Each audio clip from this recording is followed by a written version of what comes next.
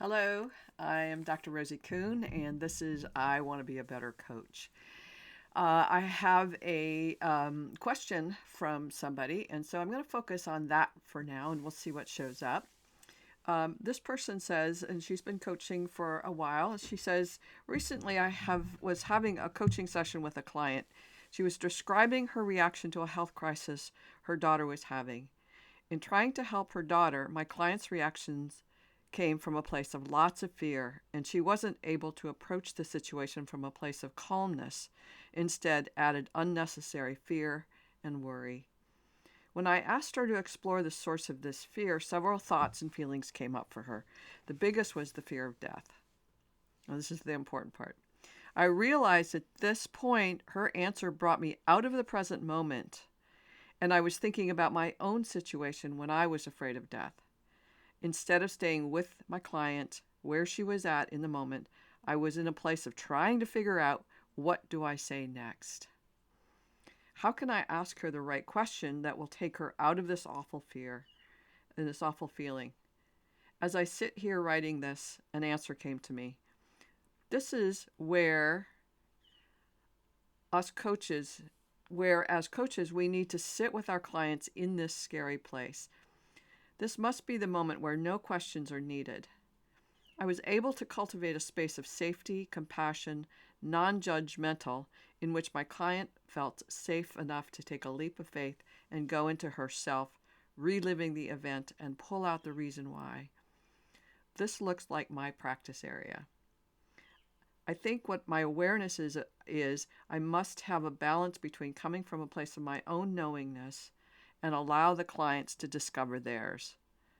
And then she says, will you speak from your awareness and wisdom and experience the best way to guide and support your clients through their fears and what you're hoping they will come to know on the other side? Thank you, Rosie. Thank you, Rosie. That's me. So that is huge and awesome. And I think that regardless of whether we're a life coach or a minister or a psychologist or therapist or psychiatrist, this is what we're really wanting for our clients and our patients. We want to cultivate this space where they feel safe and secure enough, and they feel seen, heard, and gotten, so they can express the truth of their experience and not just a rational logical place, that they're able to really sit with and feel and the direct experience of what is for them. So the moment where no questions are needed, let's just speak to that for a second. We're trained as therapists and coaches and people, generally speaking, to speak. A lot of times with therapists, they're learning to hold that space of silence so the individual can kind of be in there. But the way that we can hold that in a way is in the place of holding that space and giving them room to experience what they're experiencing, and being curious enough as a facilitator or support person, coach, to say, what's happening right now? What's it like for you right now? And it's the both and. It's holding that space in reverence. I use these words on purpose, because this is a time of reference and a sacredness where this individual is experiencing something and maybe articulating something that they've never touched or tapped into before. And it can feel irreconcilable. It can feel like there's just no possibility there. And if we can hold that space with them without trying to fix it or go, oh my God, I got to come up with a solution, or I've got to make them feel better. It's like we are learning something for ourselves, that we're okay, and that we're in that knowing our clients are okay. And so what do we say when there's nothing to say? That's a really good question. And what do we do when there's nothing to do? And we're learning to hold that space. We're learning to notice, as you're saying in your letter, noticing this distraction, like, oh, it took me into my own experience. It took me out of the situation, out of the presence of this moment and into some other place. And now I want to fix not only I want to get back to, how do I get back to myself so I can get back to my client? But it's like, how do we do all that? And we're doing that all the time as coaches. So to answer the question, like, what do you say when there's nothing to say? You can say, wow, I don't know what to say. Or you can say, I totally get it. In the in either one, there's an authenticity for you to say, I don't know what to say here. And then you can say, what's it like for you in this moment? In a sense, my whatever I would say wouldn't necessarily even be good to say anything. Maybe it's a good thing, maybe it's not. It doesn't matter. And we're not trying to fix or trying to make it good. We're trying to be present in a way that we've never been present before. And this client, he requires that level of presence where we're listening and saying, I totally get what you're talking about here. I totally get what it's like being in this state of being. Or I don't know what to say. I tell me more about what's going on for you. Tell me more what it's like in this moment. And it's really okay to not know what to say. It's really okay to say, I'm not sure where to go from here. Because what we're sharing with our clients in that moment is a truth about being human, a truth about being in a human dialogue and conversation to say, I don't know where to go from here. And it doesn't mean it's over, the conversation's over, and it's now you're a failure. It doesn't mean that at all. It just means in this moment, I don't know what to say.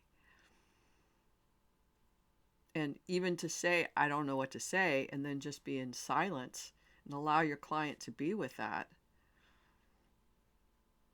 that's huge.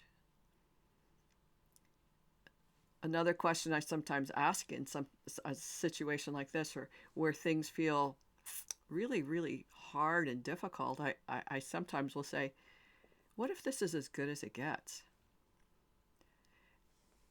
And people don't like that question, but it takes us into this really, for me, I'm doing this like it's a reverberation, like, wow, I don't want to think about that. I don't want to have that truth potentially that this is as good as it gets.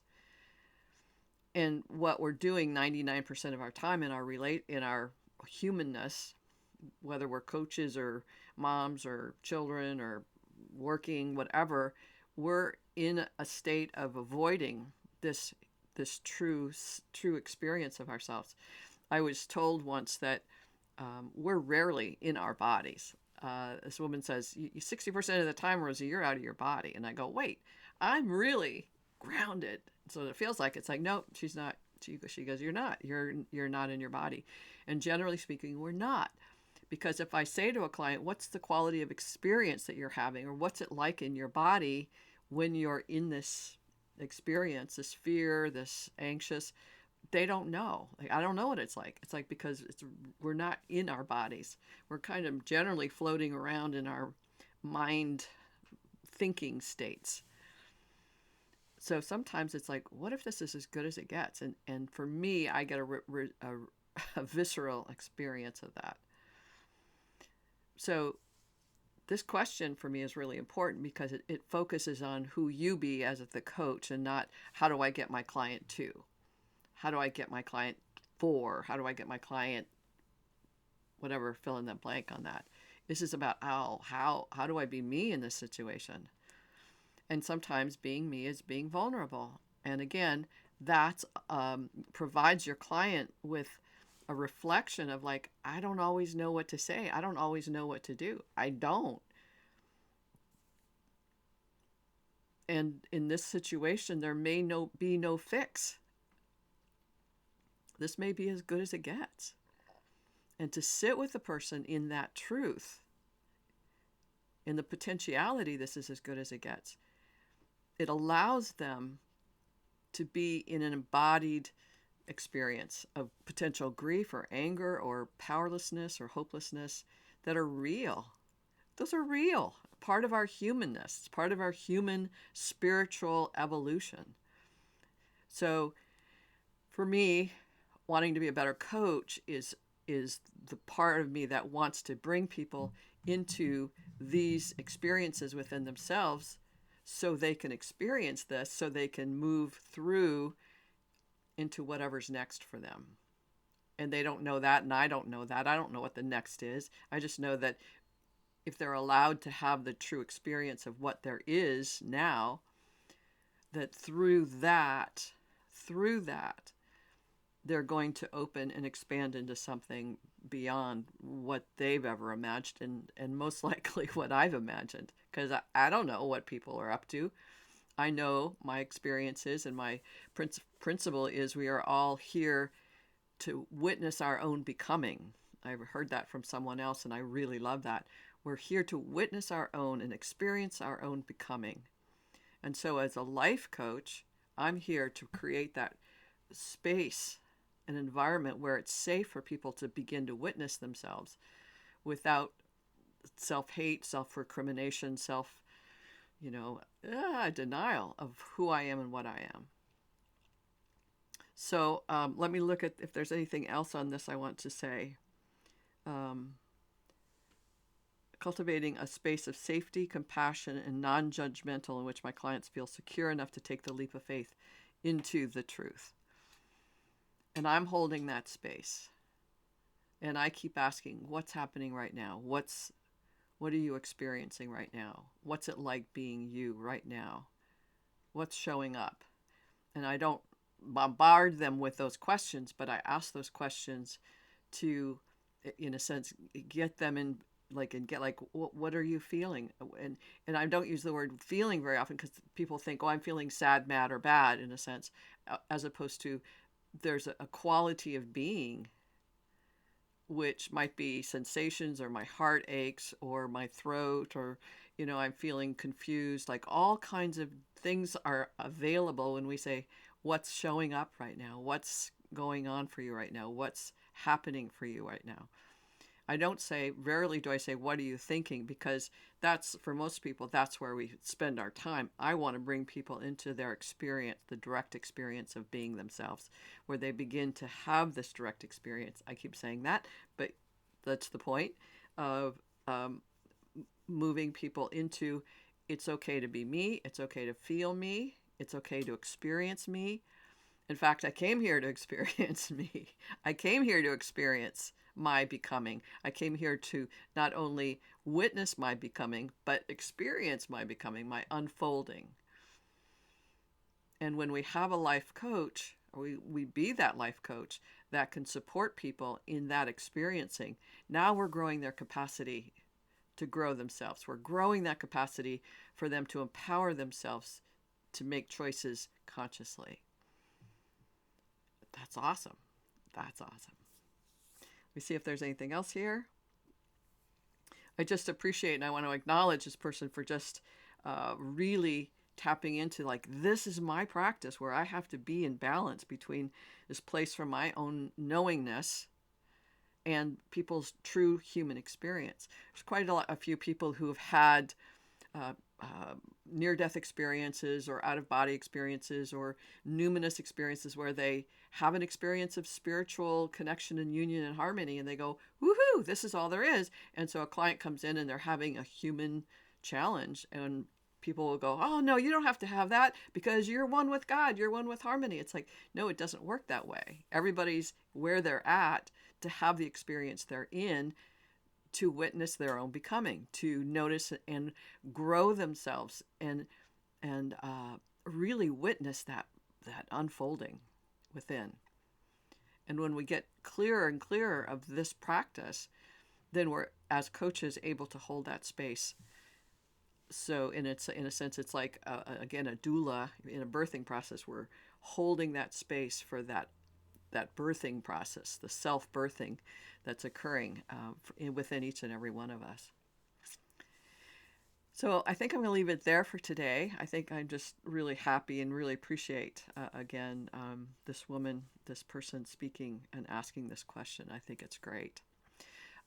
Please feel free to leave a comment, leave a like if you find value in these If you haven't already subscribed, it would be great for you to subscribe if you feel valuable, and please share it with others if you feel that there's some value here for other people. And in the comments below, there's a form where you can ask a question, or you can ask a question in the comments.